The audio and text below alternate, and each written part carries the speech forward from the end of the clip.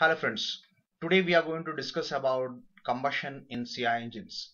It is expected that after learning this topic, you should be able to answer the following questions. First, what are the requirements of combustion in CI engines? Second, explain the process of normal combustion in SI engines. And third, explain the different stages of combustion in CI engines. So let us start.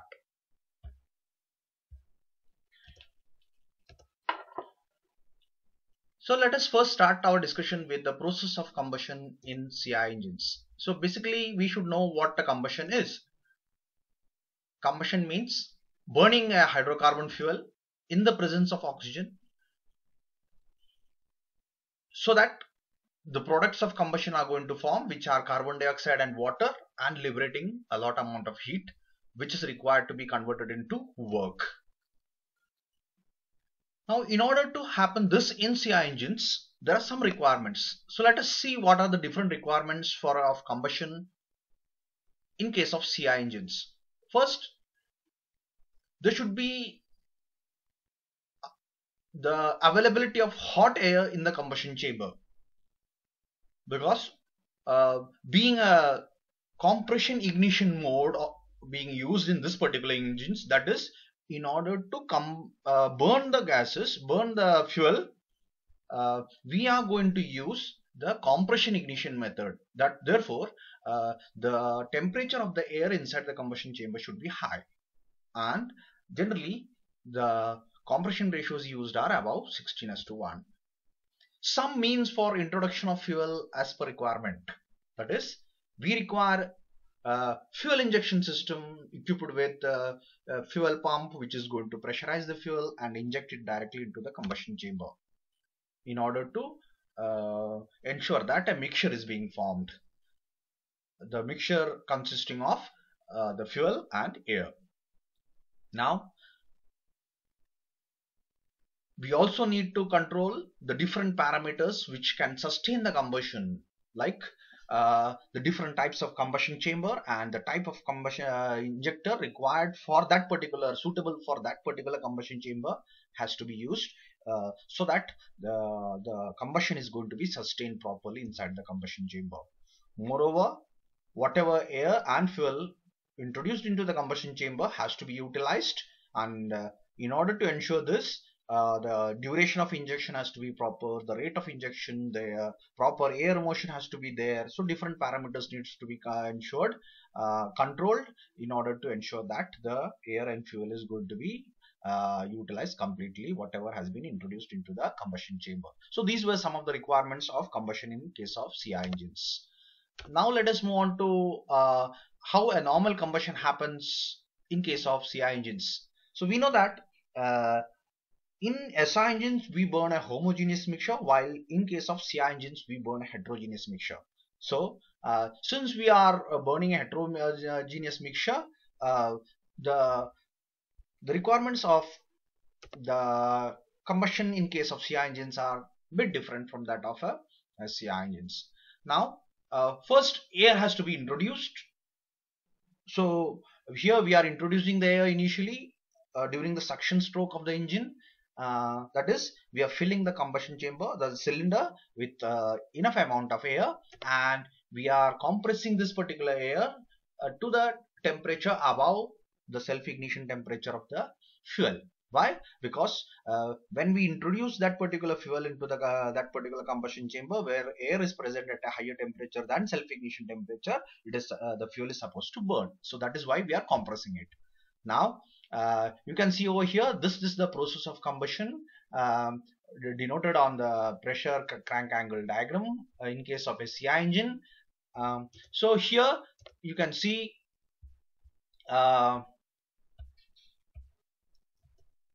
the piston is being compressed, and as the piston is being compressed and it reaches nearer to TDC, at some point we start the injection. So injection of the fuel is going to be start in the form of droplets. So this particular droplet is going into the combustion chamber, and they pick the heat from the combustion chamber and they are supposed to burn suddenly. That is, auto ignition is supposed to happen. And now, in order to ensure that this particular droplets are going to burn completely, the proper air motion has to be provided inside the combustion chamber, so that the fuel is going to completely burn. And uh, in a, this the duration of injection has to be properly maintained as per the requirement of the power of the from the engine. So if you want more power, then the duration of injection will be more. The rate of the injection also has to be controlled as per the requirement of the engine, that is the availability of the oxygen and the design of the engine. We should ensure that the rate of injection has to be controlled properly. And all those things are going to happen as shown in this particular case in 4 stages: 1, 2, 3, 4. So this is how a normal combustion is going to happen in a 4 different stages of combustion in case of SI engine. So now let us discuss one by one what these particular different stages are. So the different stages are: first we have the first stage of combustion from A to B, which we call as ignition delay period. Secondly, we have from B to C, we have second stage, which we call as rapid or uncontrolled combustion stage. Then we have from C to D, we have the third stage, which we call as controlled combustion period. And the fourth stage, after D, we have what we call as afterburning stage. So these are the 4 different stages, that is ignition delay, rapid or uncontrolled combustion, then controlled combustion, and uh, the afterburning. These are the 4 stages of combustion in case of CI engines. Now let us go for discussion of the different stages one by one. So the first stage is the ignition delay period, which is from A to B. So from A to B is our ignition delay period. And what is happening at A? At A, the fuel injection is supposed to start, and at B, the combustion is supposed to start. So the period from where the fuel injection is started and the actual combustion is considered to be started, this particular stage is what we call as the ignition delay period. And this particular ignition delay period is divided into 2 parts. So we have something happening over here, that is once from here the fuel injection is start, and here your combustion starts. In between we have, initially when the fuel injection is started, air and fuel mixture is going to be formed, that is the mixture formation is the first stage. And burning this particular droplets, that is ignition of this particular droplets and converting themselves into a flame, that is burning droplets. So these two are the different stages, and they are given the names physical delay period and chemical delay period. So the delay period, the complete delay period is divided into 2 parts, that is one, that is the mixing period or physical delay, and interaction period or the chemical delay period. So let us see what this particular delay periods are and what happens during this particular different stages, sub stages of ignition delay. First is the physical delay, and we know that the physical delay starts at the point A where your injection is going to start. So injection is being started over here, and the fuel is going into the combustion chamber. It is atomized, so it is being sprayed in the form of droplets. So those droplets are being formed. So it is supposed to be coming out in the form of a flow, but it is being atomized with the help of the pressure, that is the pressure inside the combustion chamber and pressure with which we are injecting it. So atomization is happening. Then this particular droplets go into the combustion chamber and they are getting vaporized. So the fuel is getting vaporized, and this vapor is supposed to be mixed with air, and this mixture is whenever it is within the inflammability limit, and the temperature is going to rise to the self ignition temperature. So when all these things are is happening, is what we call as the physical delay period. So in physical delay period, the fuel is atomized, vaporized, mixed with air, and reaches self ignition temperature. And the second stage is the chemical delay. So in the chemical delay, what is happening? Whatever the fuel mixture which has reached self ignition temperature, now the chemical reaction starts, that is burning starts. and this particular burning is getting converted into fully burned droplets and suspended in the air inside the combustion chamber. So this is what we call as the chemical delay period. So here something physical is happening, that is mixing, vaporizing, and increasing the temperature, while in the second stage the chemical reactions happening, and therefore we have named them physical delay period and chemical delay period. So this is generally what is happening in the first stage. So what is happening in the first stage? The injection has started, and now the combustion is going to start.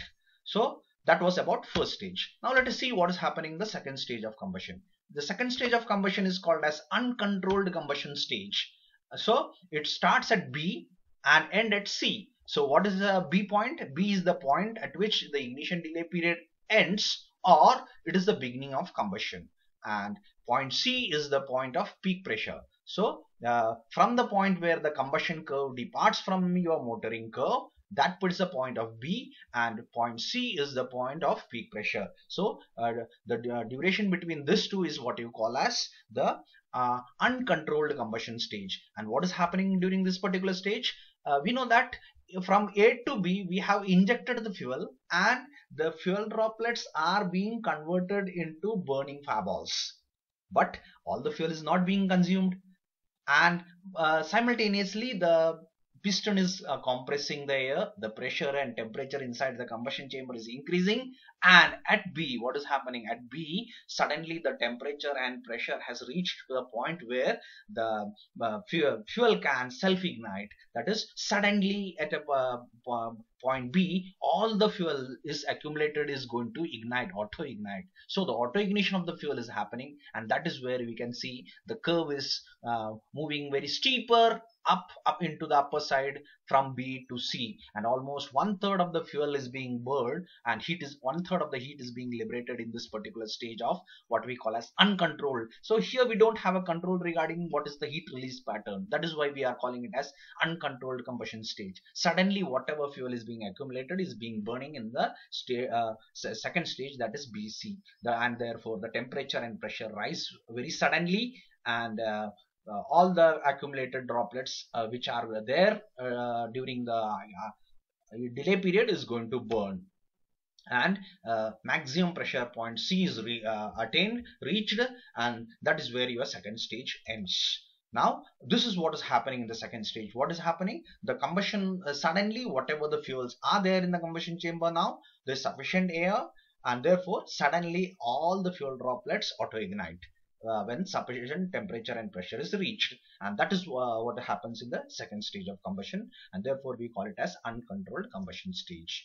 The third stage is our controlled combustion stage. Now the controlled combustion from C to D somewhere here. So what is the point C? C is the point of peak pressure, and D where your fuel injection is going to end, and the burning of the fuel is going to be completed. So that is the point D. So in between C and D you have what we call as the controlled combustion stage. And what happens during the controlled combustion stage?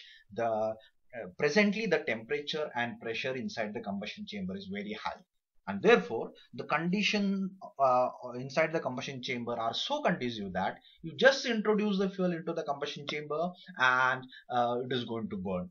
And whatever amount, how much amount of fuel is going to burn depending on what you are going to inject. So the graph may be like this or this, depending on if you are injecting more fuel it will go like this, if you are injecting less fuel it will go like this. So depending on the rate of fuel injection which is controlled, we are going to get this particular in a very controlled manner. That is why we are calling this particular stage as controlled combustion, because we have a control on the graph now. Because if we want a higher heat release, then we have to inject more fuel, because the atmosphere inside the combustion chamber is very conducive for burning. That is, high temperature is there, high pressure is there, you inject the fuel and it starts burning.